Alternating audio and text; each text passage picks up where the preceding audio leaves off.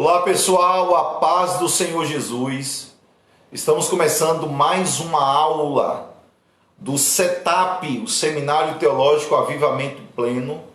Uma aula sobre teologia do Novo Testamento, do nosso curso de liderança e teologia da SEMAP.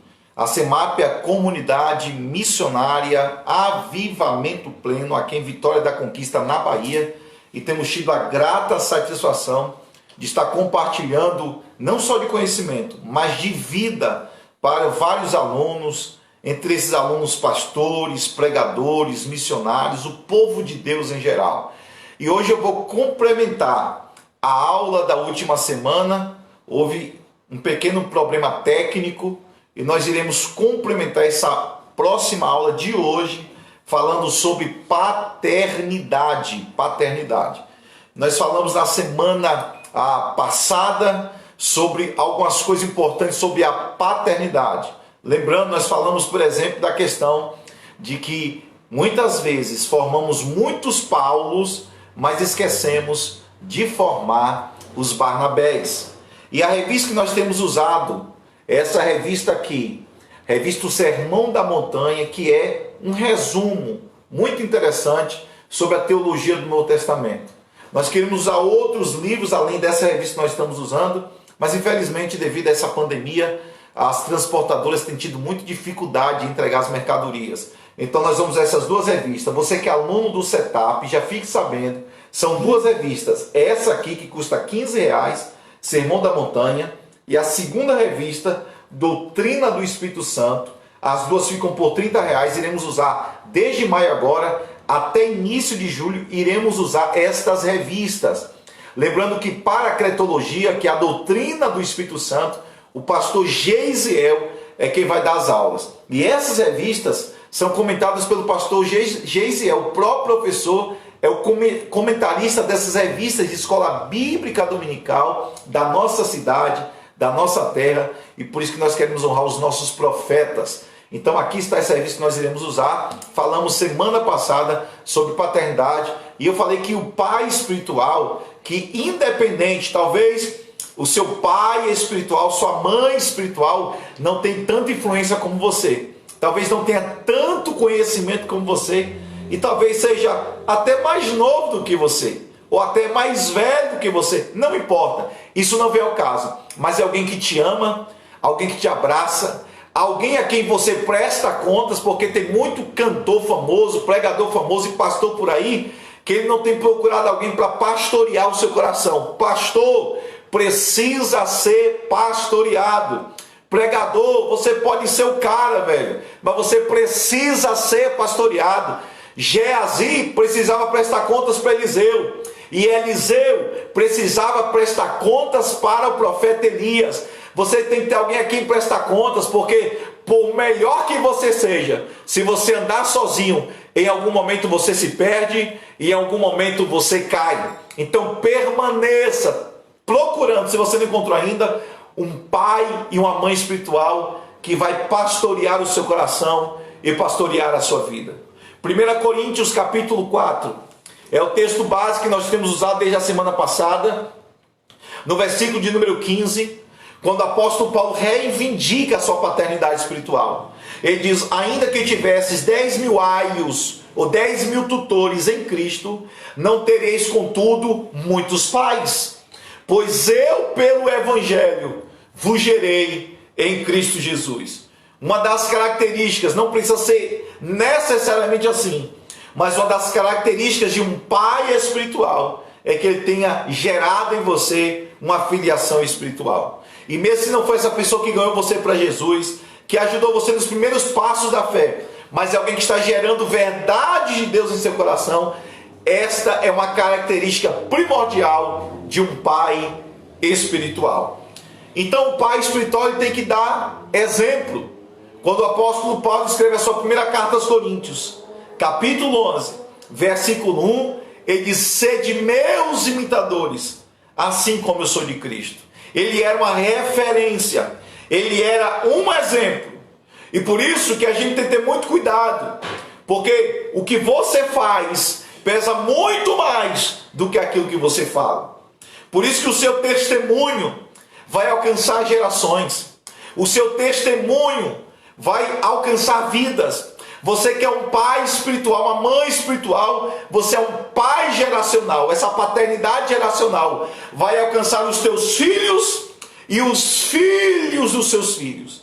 E por isso o testemunho é tão importante. Essas verdades são tão importantes. Eu preparei um versículo aqui no Salmo 78, versículos 3 ao 7, versículo 78, que diz assim, versículo 3, Salmo 78, versículo 3: o que ouvimos e sabemos, e os nossos pais nos contaram, não o encobriremos aos seus filhos, mostraremos à geração futura os louvores do Senhor, assim como a sua força e as maravilhas que fez. E diz ainda no versículo 5: ele estabeleceu um testemunho em Jacó e pôs uma lei em Israel, a qual ordenou aos nossos pais que a fizessem conhecer aos seus filhos, para que a geração vindoura a soubesse, até os filhos que ainda haveriam de nascer,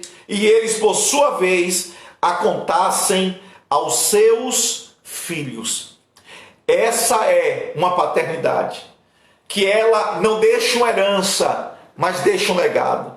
Quantas pessoas que receberam herança e perderam a herança, mas o legado é algo que, se ainda você perder, o seu pai e a sua mãe espiritual continua tendo, porque estará impresso, reproduzido e duplicado na vida de outras pessoas. Tanto é que virou um estatuto estabelecido em Jacó e Israel. E qual era o estatuto? Que os pais não deixassem morrer as verdades da sua vida e as suas experiências com Deus, mas que transmitissem a outras pessoas. Eu quero aproveitar para um parêntese e pedir aos alunos do Setup que, por favor, compartilhem esse link lá no grupo do Setup também. E se você é da CEMAP, também reproduzisse lá no grupo da CEMAP, para que as pessoas saibam que nós estamos fazendo a aula aqui neste momento.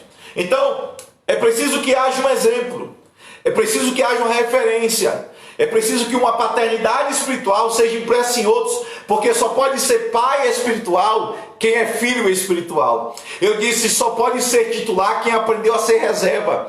Só pode colocar o cajado sobre outro se alguém aprendeu a andar debaixo de um cajado. Só pode fazer sombra sobre outro se você aprendeu a esperar debaixo da sombra, da cobertura de outra pessoa. Porque uma cobertura é muito melhor do que uma armadura. A cobertura é melhor do que a armadura. Quando Saul chama Davi, sendo que Davi iria enfrentar o gigante, Saul dá uma armadura para Davi.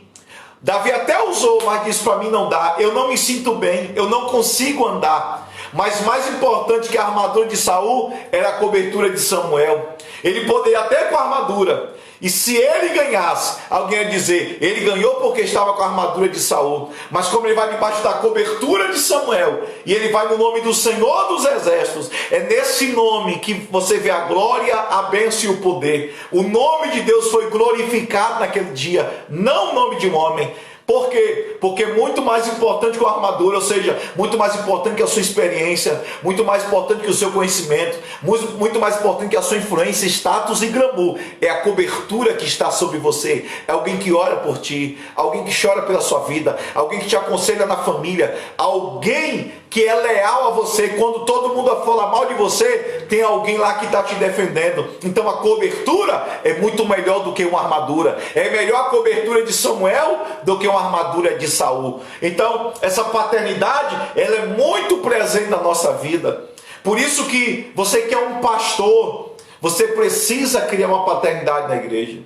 Por isso que tem gente que às vezes sai da igreja e diz: eu era membro da igreja, porque você só formou membros, mas não formou filhos espirituais. Nós não precisamos formar membros, porque existem ex-membros, mas não existem ex-filhos. Não quer dizer, contudo, que alguém saiu da igreja, deixou de ser um filho. Não, ele pode estar em outra igreja, mas quando ele olha para você e diz: ali é meu pai espiritual, ali é a minha mãe espiritual. Ele só mudou de endereço, mas ele não mudou de cobertura. Então, é interessante, eu estava lendo o livro, eu sempre leio o livro do Rick Warren, Uma Igreja com Propósito. E Rick Warren tem uma estatística interessante. Ele fala que igrejas que elas mudam muito de pastores, elas não vão crescer. Elas são uma igreja que não aprende a cuidar uns dos outros. É uma igreja que não cria paternidade espiritual. É uma igreja só fixada no templo, centralizada no templo, nos eventos da igreja. É uma igreja centralizada no calendário da própria igreja, mas não tem vida, não tem discipulado, não tem pastoreado. Por isso que eu peguei de uma frase que eu achei muito interessante. Talvez nós formamos crentes só para como é que fala, meu Deus, frequentar igrejas. Mas não, para ser filhos espirituais. E aí quando a igreja fecha, a pessoa morre. Quando a igreja fechou agora, a pessoa morreu. Por que morreu? Porque ela só frequentava a igreja. Ela não aprendeu a amar Jesus. Ela não aprendeu a ter uma paternidade e um discipulado. Então, é muito importante que a gente tenha esse cuidado no nosso coração. Porque uma paternidade, ela leva um tempo. Gente, um cogumelo demora, desde a sua germinação até o crescimento da sua fase adulta, 6 horas. 6 horas. É um processo muito rápido. Mas também é algo que fica pelos cantos. É algo que nasce rapidamente, morre rapidamente. Mas um carvalho, ele desde a raiz até abrir todo o seu arvoredo, a sua copa, e se tornar uma árvore robusta, poderosa, que consegue enfrentar os piores ventos, demora 60 anos. Uma paternidade, ela demora, porque ela cria vínculos, ela cria raiz. Ela cria discipulado, um relacionamento interpessoal de fidelidade. Uma paternidade é algo terapêutico. Irmãos, quantas pessoas poderiam estar caídas se um pai espiritual não fosse buscar? A gente fala tanto de Paulo, mas você lembra quem foi buscar Paulo? Talvez o Paulo não seria o Paulo que nós conhecemos, o apóstolo Paulo, se o Barnabé não acreditasse nele, se o Barnabé não fosse buscá-lo. E na teologia do Novo Testamento, você vê essa paternidade muito forte. Pela vida do Senhor Jesus, pela vida de Paulo, pela vida do apóstolo Pedro. Era uma igreja que andava em muita comunhão. Andava muito forte mesmo. Quero mandar um abraço aqui para o pastor Paulo Tiago, da Adsa Brasil está com a gente. Pastor Cristiano Leal está com a gente. O nosso supervisor lá de pequenos grupos da CEMAP, Daniel, também está conosco. Já vi Marlene aí, a irmã Perla. Vários irmãos. Deus abençoe vocês. Deus abençoe. Então é bem interessante a gente tratar desse assunto. Uma coisa que eu acho bom nós falarmos é que a palavra pastor, ela tem na sua mesma raiz, a mesma raiz da palavra pastor é a mesma raiz da palavra pai. E eu não sei se você prestou atenção, e eu quero compartilhar com você, da segunda carta de Paulo aos Coríntios, capítulo de número 11. Como nós não estamos no Estúdio TV hoje, então peço a você que pegue aí sua Bíblia. 2 Coríntios capítulo 11. Se você ler do versículo de número 23 até o versículo de número 28, é um relatório que o apóstolo Paulo faz das perseguições que ele sofreu. Ó, se eu for falar aqui é muita coisa, mas eu só vou ler somente o versículo 25. Só o 25. Nem o 26, nem o 27, nem o 24, o 23 vou ler. Só o 25. 3 vezes fui açoitado com varas, 1 vez fui apedrejado, 3 vezes sofri naufrágio, 1 noite e 1 dia passei no abismo. Só o versículo 25. Eu deixei de ler 4 versículos de um relatório de provas, perseguições, privações que o apóstolo Paulo passou. Só esse versículo só já dá para arrepiar a coluna da gente. Só esse versículo já deixa a gente preocupadíssimo. Nós nunca passamos por isso, só nesse versículo. Então é um relatório de várias dificuldades que o apóstolo Paulo passou. Mas você acredita que apesar de tudo isso, naufrágio, apedrejamento, perigos, fadigas, trabalhos, apesar de todos os açoites que o apóstolo Paulo sofreu, por isso que ele escreve aos Gálatas dizendo: eu levo no meu corpo as marcas de Cristo, e era verdade, porque eram marcas de perseguição, mas não era o que mais pesava. O maior sofrimento de Paulo não era esses açoites e as perseguições, é o que ele escreve no versículo 28. Isso chega a doer na alma da gente quando ele diz assim: além das coisas exteriores, ao que diariamente pesa sobre mim, o cuidado de todas as igrejas. O camarada sofreu, foi açoitado, perseguido, apanhou com vara, apedrejado, enfrentou fera, chamado de impostor, difamações, mas o que ele diz assim: sabe o que é mais difícil para mim? é o cuidado com a igreja. Então, veja o que é um pastor de Deus. Veja o exemplo de um pastor que é um pai. Quando ele escreve aos Gálatas, eu acho interessante quando ele diz assim: eu sofro dor de parto por vocês, até que Cristo seja formado em vós. É lógico que é uma ideia feminina, né? Uma ideia de parto, com um homem usando essa expressão, e talvez seja uma das piores dores que a mulher enfrenta, a dor de parto, no que diz respeito ao parto natural, mas ele diz: eu sinto essas mesmas dores aqui dentro do meu espírito, porque eu estou formando vocês em Cristo. Um pai espiritual, ele se doa para que um filho espiritual cresça no Senhor Jesus. E esse é um chamado de pastor que não é o que decido, quem decide é Deus. Que não é necessariamente que eu escolho, mas Deus é quem me chamou. Não é algo que eu falo: eu hoje quero ser pastor. Nada deu certo na vida, eu vou ser pastor. Como se o pastor fosse assim, uma opção que eu decidisse. Eu tenho dinheiro, posso ir à minha igreja, colocar uma placa, mas não é assim que funciona. Efésios capítulo 3, versículos de número 7 e 8, o apóstolo mostra que o ministério pastoral é uma chamada de Deus. É uma chamada divina, é o Senhor quem chama. Olha o que diz Efésios capítulo 3, versículo 7 e versículo 8. Fui feito ministro deste evangelho, segundo o dom, que é a palavra que é presente, da graça de Deus, que me foi dado segundo a operação do seu poder. Ou seja, fui feito ministro desse evangelho segundo o dom da graça de Deus. Ele foi chamado a ser um pastor pela graça de Deus. Porque não tem como você estar nas trincheiras do ministério. Não adianta você estar no campo de batalha ministerial se você não tem um chamado. É por isso que você, irmãos, talvez seja um dos motivos que nós temos esse índice que acaba, pelo menos eu espero que tenha acabado, senão que diminuiu muito de homicídios de pastor, porque talvez a pessoa não foi chamada. Ali não era para ele estar no campo de batalha, na linha de frente, nas trincheiras. Esse tem que ser um chamado do dom pela graça do Pai. É o Pai que chama, é o Pai que determina. Esse é o pastor. Por quê? Porque é alguém que tem um chamado pastoral, e um pastor sempre será um pai espiritual. Mas não só o pastor. Não só o pastor tem que cuidar das ovelhas. Não, irmãos. Esse cuidado pastoral está diante de todos os crentes. A expressão uns aos outros,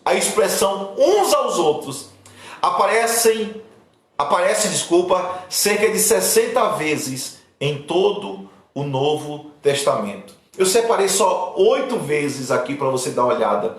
A primeira está em 1 Tessalonicenses, capítulo 4, versículo 18. Quando diz assim, 1 Tessalonicenses 4, 18. Portanto, consolai-vos uns aos outros. Depois, em Colossenses, capítulo de número 3, versículo de número 13. Colossenses capítulo 3, versículo 13. Suportai-vos uns aos outros, perdoai-vos uns aos outros. Romanos, carta que o apóstolo Paulo escreve aos Romanos, uma carta de salvação. Romanos capítulo 15, já terminando a carta que ele escreve, Romanos capítulo 15, versículo de número 7. Portanto, recebei-vos uns aos outros. Uns aos outros.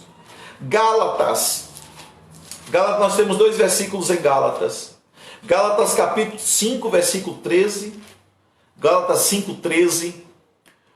Vós, irmãos, fostes chamados à liberdade. Não useis, porém, a liberdade para dar ocasião à carne, mas servi-vos uns aos outros pelo amor. Gálatas capítulo 6, versículo 2. Levai as cargas uns dos outros. Levar a sua já não é fácil, meu irmão. Só que a Bíblia diz que você tem que levar as cargas uns dos outros. Cargas. Meu irmão, isso é o cristianismo. Não sei se você conhece esse cristianismo, mas esse é o cristianismo. Primeira carta de Paulo aos Coríntios, capítulo de número 12, versículo de número 25, diz assim: para que não haja divisão no corpo, mas antes tenham os membros igual cuidado uns dos outros. devemos cuidar uns dos outros. A 1 Pedro capítulo 4, tem mais, eu só peguei só esse, só 1 Pedro capítulo 4, versículo de número 9. Sede hospitaleiros uns para os outros, sem murmuração, viu, meu irmão? Aquela casa que Deus te deu é para você hospedar homens e mulheres de Deus. Esse carro que Deus te deu é para que você possa levar irmãos que não podem ir para a igreja, porque é para a obra de Deus. Tudo que Deus te dá é para a obra dele. O dinheiro que Deus te deu que está sobrando é para investir na obra de Deus. Ou seja, tudo que Deus te dá é para investir na vida de outras pessoas. Cuidar uns dos outros. E para finalizar, Tiago capítulo 5, versículo de número 16, que diz assim: portanto, confessar os nossos pecados uns aos outros. São quase 60 vezes a expressão uns aos outros, mostrando que a paternidade tem que estar em todas as áreas da igreja, nos bancos da igreja, na cantina da igreja, nos pequenos grupos da igreja, nas redes ministeriais, nos grupos da igreja. É preciso que haja paternidade de uns irmãos para com os outros. Sabe por quê? Essa frase é forte e não é minha, é uma frase do Benihim, que diz assim: quem não cuida do seu irmão acaba matando ele. Irmão, quando você sabe que o irmão seu não está bem e você não faz alguma coisa para poder tirá-lo dessa dificuldade, ou pelo menos aconselhá-lo, orar por ele, ou chamar a ele e dizer: olha, eu queria te dar uma palavra aqui de conselho, uma palavra de Deus para o seu coração, você se torna cúmplice do diabo. Desculpe ser tão forte, mas você se torna cúmplice do diabo. Sabe por quê? Esses dias um irmão me procurou, tem um tempo já, ele falou assim: pastor, eu estava conversando com um rapaz, e o rapaz diz bem assim: olha, eu sabia que fulano ia cair. Estava na cara que fulano ia cair. E então esse irmão que contava a história para mim perguntou a essa outra pessoa: se você sabia que ele ia cair, por que você não chamou ele para dar um conselho? Às vezes nós estamos sabendo que a pessoa vai cair e a gente tem medo de dar um conselho. Se essa pessoa é muito resistente, ou você tem dificuldade para chegar a essa pessoa por algum motivo, pelo menos ore pela vida dela. Porque quem não cuida do seu irmão acaba matando ele. Em Gênesis, no capítulo 4, versículo de número 9, nós temos o primeiro relato de homicídio na Bíblia. E no capítulo 4, versículo 9, aquela clássica história de Caim e Abel, diz assim: disse o Senhor Caim: onde está Abel, teu irmão? E ele respondeu: não sei, acaso sou eu guardador do meu irmão? Acaso sou eu guardador do meu irmão? Ele responde isso no versículo de número 9. Versículo de número 9. E é interessante que no versículo de número 12, o Senhor disse a Caim: tu serás fugitivo e errante pela terra. Irmãos, veio algo no meu coração que eu vou liberar e tenho ousadia para falar isso. Eu tenho muito medo de pessoas que já passou por 10, 15, 20 igrejas. Porque ele é fugitivo e errante, ele nunca para em um lugar. Quando você vê uma pessoa que eu acho já passou pela 15ª, 20ª igreja, porque tem gente que é assim, pode saber. Ele é alguém que não sabia cuidar das pessoas. Ele reclamava que alguém nunca visitava ele. Agora pergunte quantas pessoas ele visitou. Ele é alguém que nunca fez um ciclo de oração ou levantou oração de intercessão por alguém, mas ele cobra para saber se alguém está intercedendo e orando por ele. Talvez ele é uma pessoa que nunca levantou uma oferta para pagar uma conta de luz, de água, ou doou um kit de alimento para uma cesta básica para uma família carente da igreja. Mas quantas vezes ele ficou cobrando da igreja que ele precisava pagar alguma coisa? São pessoas igual Caim. Eles não cuidam e matam os irmãos. Eles murmuram, eles falam mal. E essas pessoas, elas se tornam fugitivas e errantes. Elas nunca param em lugar. Elas nunca crescem espiritualmente. Ele tem 10 anos de crente, 20 anos. Nunca cresce espiritualmente. Tem gente que já está na frente dele muito tempo. Depois dele ainda, de se converter depois dele. São pessoas que nunca irão crescer espiritualmente, ministerialmente, intelectualmente, sabe por quê? Porque são pessoas que não cuidam dos seus irmãos. Então, essa é uma expressão bem forte mesmo, Bem interessante, porque o que aconteceu? Caim, que não cuidou, acabou matando. Caim, que não cuidou, acabou matando. Nós precisamos criar uma paternidade no coração das pessoas. Essa pandemia tem mostrado que a igreja, ela precisa se descentralizar do templo. Descentralizar do templo.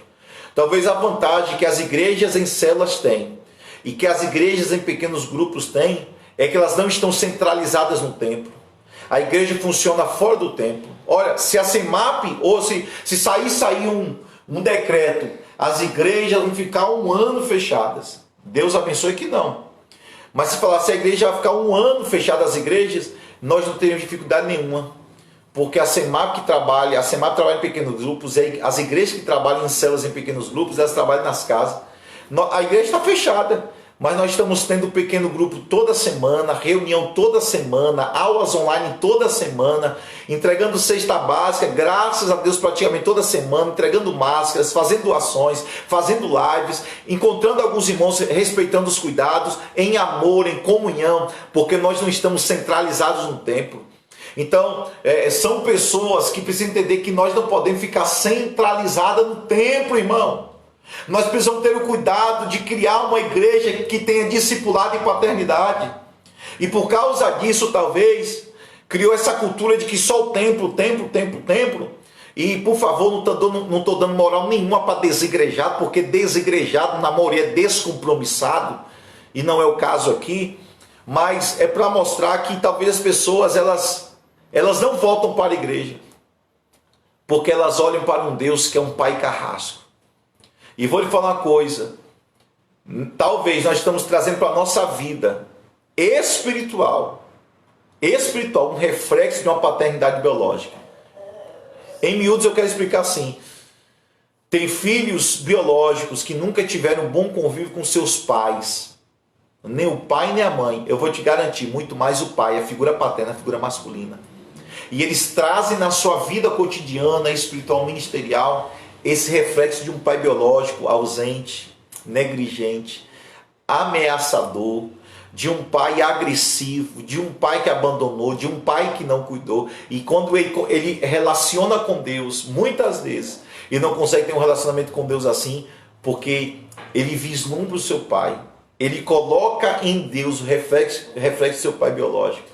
Mas quando você olha para a Bíblia, Lucas capítulo 15, quando aquele menino, filho pródigo, cai em si, diz, eu vou voltar para a casa do meu pai para ser um dos seus empregados. Mas quando ele está vindo de longe, o pai o avistou. Irmão, se o pai o avistou de longe, é porque o pai sempre estava ali esperando por ele. E quando vai, não foi o filho que correu. Diz que o pai correu ao encontro do filho. Ou seja, o pai estava interessado, o pai não é diferente. Corre, abraça-o, tem compaixão dele, beija-lhe o pescoço e prepara uma festa extraordinária. Que maravilhoso! E talvez nós estamos assim. Talvez você está aí afastado, desviado, ou desanimado. Ou talvez nessa pandemia pensando em desistir da obra de Deus. Nada do que você faz vai aumentar ou diminuir o amor que Deus tem por você. Nada, nada. É sério, nada. Porque não é o que você faz, é o que Ele já fez na cruz do Calvário. Então, as pessoas às vezes, elas, quando estão afastadas, desviadas, elas têm dificuldade de voltar para a igreja. Elas sentam lá no último banquinho, na última cadeirinha da igreja. Sabe por quê? Porque quando elas querem voltar, elas falam assim, ó Deus, quando eu voltar, eu vou orar mais, vou evangelizar mais, eu vou jejuar mais. Mas o pai não está procurando isso, me desculpe, o pai não está querendo que você seja um empregado. O pai quer que você seja um filho. E você quer mostrar performance para Deus, mas o que atrai a atenção de Deus e o que impressiona a Deus não são performance. Salmo 51, versículo 17. Um espírito quebrantado, um coração contrito, Ele não desprezará. Ele não está procurando quantas orações você vai fazer. Deus não está procurando para saber quantos louvores você vai cantar, quantos livros vai escrever. Não, isso não impressiona a Deus. Deus só quer que você se arrependa de onde você caiu e volte para Ele, porque os braços do Pai está assim pronto para te abraçar. Tem uma frase que um apóstolo pregou aqui na igreja que eu achei muito interessante. Ele diz: eu não amo porque eu sirvo porque amo. Eu não amo porque eu sirvo. Eu queria que você escrevesse aí, você que está assistindo. Eu não amo porque eu sirvo porque eu amo. Sabe por quê? Porque se você só ama porque serve, no dia que o serviço da igreja parar, você deixa de amar a Deus. Igual a igreja fechou. Se a igreja fechou agora, você deixou de cantar, deixou de pregar, deixou de fazer abertura de culto, deixou de trabalhar na intercessão, diaconato. Então por isso você deixou de servir, deixou de amar. Tem gente que só ama a Deus porque ele está trabalhando na obra. Ele ama mais a obra do que o Deus da obra. E você não pode amar mais a obra que o Deus da obra, porque ainda que a obra seja boa, o mais importante é a presença do teu Pai. Sim, a presença do teu Pai. Ô meu pastor Jonatas, seja bem-vindo. A Bispa Célia está com a gente, a irmã Josimar, Shirley, que abraço, Shirley. Bom te ver, Shirley. Você é uma benção, Milena. Estou pegando aqui rapidinho, gente. A irmã, Lilica, seja bem-vinda, Liane. Lorival, pastor Lorival, seja bem-vindo. Ó, o pessoal das Ciências da Adoração. Meu Deus, pastor Maurício lá do Paraná, Juliana. Sejam todos muito bem-vindos a essa aula de paternidade. Então é isso que eu quero dizer. Agora, quando você serve porque o ama, não é que Deus não quer que você trabalhe, sabe? Porque Jesus disse: eu trabalho, meu Pai trabalha até agora. Mas o mais importante não é o trabalhar para Deus, é o amá-lo. É o amá-lo. A igreja de Éfeso tinha muito trabalho, mas tinha perdido o primeiro amor. Porque o que impressiona a Deus não é isso, irmãos. Mas em teu nome eu curei, em teu nome eu profetizei, em teu nome eu falei outras línguas. Apartai de mim, malditos, eu não vos conheço. E quem é que Deus conhece então, pastor George? Quando eu tive fome, me deste de comer. Quando eu estive com sede, me deste de beber. Quando eu estava nu e me vestistes. Estava preso e me visitastes. Era forasteiro e me hospedastes. Ou seja, o que Deus ama é quando você o ama acima de todas as coisas. Acima de todas as coisas. É essa paternidade que Deus quer gerar em nós. Desse amor altruísta. Desse amor desinteressado. Desse amor que não quer receber nada em troca. Sim, é desse amor de paternidade. Porque o pai espiritual não se preocupa se os filhos estão crescendo mais do que ele. Pelo contrário, ele fica feliz dizendo: eu que treinei, eu que orei por ele, eu que o ajudei. É isso que Deus quer. Eu não amo porque eu sirvo porque eu amo. Eu amo. Eu não amo mais a obra do que o Deus da obra. Eu amo mais o Deus da obra do que a própria obra. Porque as obras vão passar, mas Deus vai continuar. A igreja vai passar, mas Deus vai continuar. Então, na teologia do Novo Testamento, essa revista nós estamos estudando, irmãos, paternidade é um dos temas mais fortes. A nossa teologia é uma teologia prática. Nós não queremos fazer aqui teologia de ismos, de relativismos, de filosofias, de conceitos. Não, a gente quer trazer a praticidade da teologia, para que você possa usar no dia a dia, irmãos. Então é essa paternidade que eu estou falando, uma paternidade que não leva em consideração influência. Porque tem gente que só quer ser pai de alguém que é rico. Alguém só quer ser pai espiritual de alguém que tem influência, que possa levar ele a outros lugares. A mesma coisa, tem filhos assim. Não, eu quero procurar um pai espiritual, que ele possa abrir portas para mim na Europa, que ele possa colocar o meu nome na mídia. Não, você está errado, você não está querendo um pai, você está querendo um bajulador. Você não está querendo um pai espiritual, você está querendo um puxa-saco do seu ministério. Você está querendo alguém que vai te dar uma mãozinha para te colocar em outro lugar, ou seja, que precisa de uma ponte. Não, irmão. Pai espiritual, ele promove. Mas pai espiritual também puxa a orelha. Hebreus, capítulo de número 12. Vocês estão entendendo aí, gente? Essa aula de hoje. Hebreus, capítulo 12, versículo de número 6. Porque o Senhor corrige a quem Ele ama, e açoita todo o que recebe por filho. É para a disciplina que suportais a correção. Pois que filho há quem o pai não corrige? Que filho há que o pai não corrige? Aí versículo 8 diz: mas se estáis sem disciplina, da qual todos são feitos participantes, então vocês são bastardos e não filhos. Irmão, filho que não é corrigido não cresce. Filho que não é corrigido não tem edificação. Eu tenho algo no meu coração e que muitos pastores, graças a Deus, também têm isso na vida. Às vezes a pessoa caiu na igreja. Talvez não foi nenhum adultério. Talvez a pessoa falou uma coisa indecente, brigou no trânsito, ou talvez alguém que de repente pegou alguém, ele ingerindo bebida alcoólica, coisa parecida. Sabe o que é uma igreja que não tem paternidade? Fica aí 60 dias de banco, não canta, não prega, e ninguém fala com ele, porque se falar com ele, está em pecado também, vai ser disciplinado. Não é assim. O pai espiritual corrige, mas corrige com amor. A igreja é um pronto-socorro. Se a pessoa errou na igreja, vai jogar fora, ela vai para onde? Então, se alguém caiu, adulterou, prostituiu, entrou no homossexualismo, fez alguma besteira na vida, você tem que abraçar o cara, abraçar ele e cuidar, corrigindo, lógico.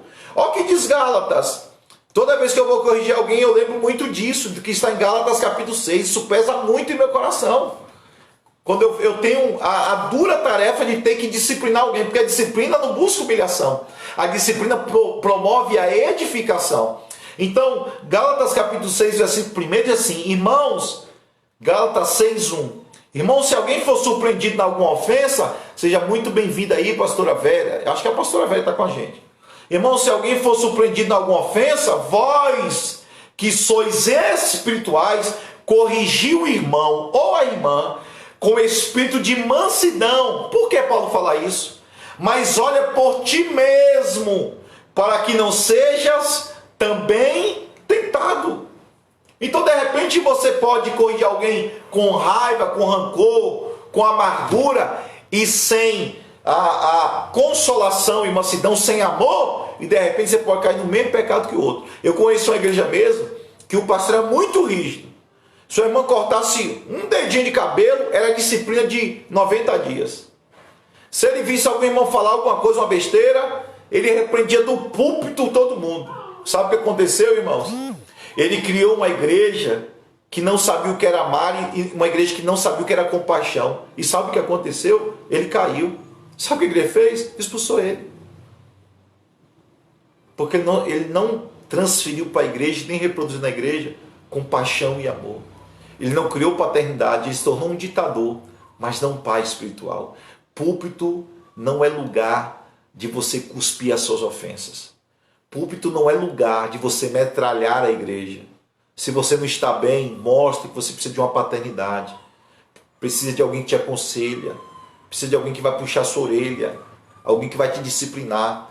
Deixa eu ver se eu lembro de uma palavra aqui, Provérbios.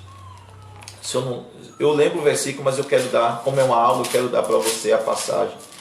Confesso que eu não sei, eu creio que é Provérbios 27:6. Provérbios 27:6. Provérbios 27:6. Fiéis são as feridas feitas por alguém que ama, mas os beijos de quem odeia são enganosos. Você prefere alguém que te fale a verdade e lá na frente você diga, realmente, eu estava errado? Ou alguém que passe a mão na sua cabeça quando você está errado e lá na frente você vai dizer, essa pessoa fez mal para mim? O que é melhor? É um amigo fiel que te fale a verdade, que vai até te ferir? Ou um puxa-saco, um bajulador, que só quer que você se ferre na vida e te diz palavras bonitas e te abraça e te beija? Eu não quero bajuladores, não quero admiradores, ainda que alguém admire meu ministério, mas entenda o que eu estou falando. Eu estou procurando amigos, e amigos são difíceis. Estou procurando pai ou pais espirituais. Eu tenho 2 pais espirituais. Eu acho que eu tenho até mais, mas eu quero aqui honrar a vida de Rai, que é o tio da minha esposa, que me ajudou no início da fé. Eu quero também honrar aqui a vida do pastor Carlos, quando eu cheguei a essa cidade, há quase 20 anos atrás. É um dos pastores da igreja hoje. Você vê, ele foi meu pai espiritual no ministério, e hoje ele está subordinado debaixo da minha autoridade pastoral, e faz isso com muito amor. Isso é paternidade. Mas eu quero honrar a vida aqui também do pastor Sebastião, a quem eu tenho ouvido muitos conselhos, e também do apóstolo Edilson, que tem sido um paizão espiritual também. A esses 4 homens eu quero honrar por terem investido na minha vida, no meu ministério, alguns lá no início, outros recentemente, mas eu quero honrar a vida deles aqui. Eu sou um pastor de igreja. Quando eu vi que a CEMAP estava crescendo, quando eu falei, não, a igreja está crescendo muito, e eu não queria cair nos mesmos erros de alguns amigos meus, que quando começaram a crescer, envaideceram, o orgulho entrou, e hoje estão caídos, a igreja está praticamente à míngua. Quando eu vi que a igreja estava crescendo, a primeira coisa que eu falei com minha esposa, vamos procurar alguém para pastorear o nosso coração. Então isso é muito importante. Eu quero também aqui honrar a vida da pastora Suzinara da Getsemane. Ela tem ajudado muito a minha esposa. Eu quero honrar a sua vida, pastora Suzinara, com os conselhos, com as conversas, com as companhias. Tem sido muito importante para a gente, verdadeiramente. Então Deus, Ele corrige como Pai. E nós não podemos ter pessoas na igreja que só está ali por causa de influência. Eu estava lendo uma história do Abraham Lincoln, que foi o 16º presidente norte-americano, que por ser presidente da República, né, presidente dos Estados Unidos da América, ele ia a algumas igrejas, as pessoas abraçavam ele, beijavam, e sabia que ele estava ali, o pastor até mudava a mensagem, e diz bem assim, eu não quero ir para uma igreja que eu seja recebido como presidente Abraham Lincoln, mas eu quero ir lá para a minha igreja, onde eu sou simples irmão Abraham Lincoln, porque o pastor dele pregava o que ele precisava ouvir, não as bajulações, não o rasgar de seda das pessoas que queriam apenas massagear o seu ego, ou, por causa da sua influência, receber alguma promoção. Mas pais espirituais falam a verdade. Pais espirituais ajudam outros a crescerem. E se você não tem ninguém que discipula, cuidado, você precisa. Você precisa. Eu tenho falado para os meus filhos, eu às vezes chamo de membros também, porque nem todo mundo entende que precisa de uma paternidade, mas a maioria da igreja eu tenho falado, eu e minha esposa Eliana, olha, nós estamos à disposição. E nós temos um código de ética entre mim e a minha esposa. Se alguém falar algo para mim, fala assim, pastor, só o senhor fique sabendo, não conte com sua esposa não, por algum motivo. Eu não digo nada a ela. A mesma coisa quando alguém fala algo para ela, diz, só quero que a senhora saiba. Ela também fica para ela. E quando fala para nós dois, ele já sabe, ninguém vai ficar sabendo. Isso vai com a gente até a eternidade, porque a gente criou um código de ética e nós nunca falamos nada. E, irmãos, e a certeza que esses irmãos têm, de que nós nunca falamos nada do que eles nos falaram, de coisas que eles confessaram, testemunhagem, choramos juntos com pessoas. É porque eles sabem que se eu tivesse falado alguma coisa, alguns deles talvez nem poderiam estar vivos. Outros estariam com o casamento quebrado, arruinado. Outros teriam tomado uma surra de todo tamanho. Outros teriam a empresa falida. Mas nós direcionamos, corrigimos, aconselhamos.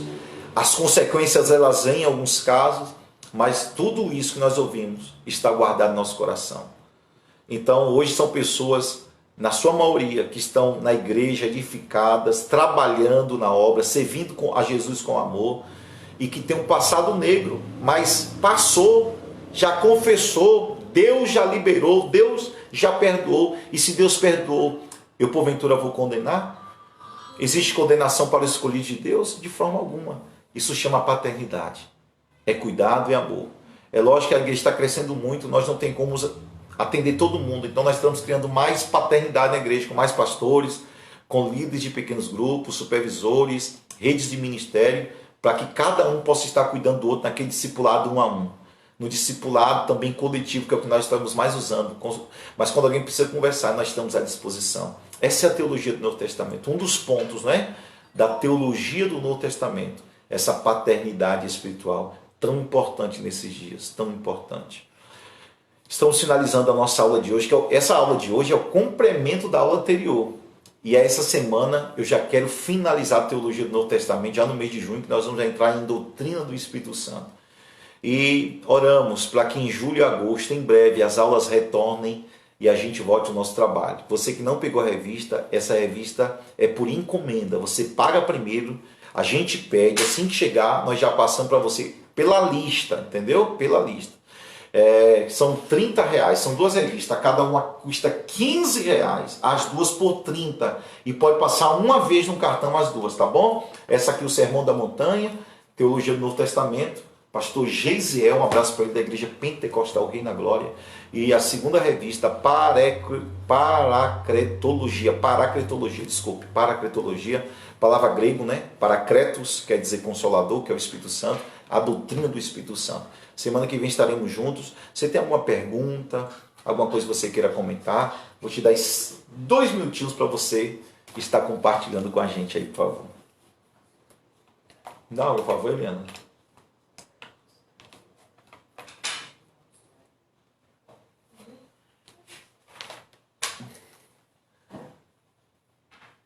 Obrigado, Mantela. Marluce está aí também. Ei, Marluce. Marluce, Margarete, Marister. Um abraço às 3 irmãs abençoadas. Ai, tomara que volte logo, né? Vocês querem falar alguma coisa, comentar mais alguma coisa? Nessa... É a 4ª aula, mas na verdade seria a 3ª, que é o complemento da outra, né?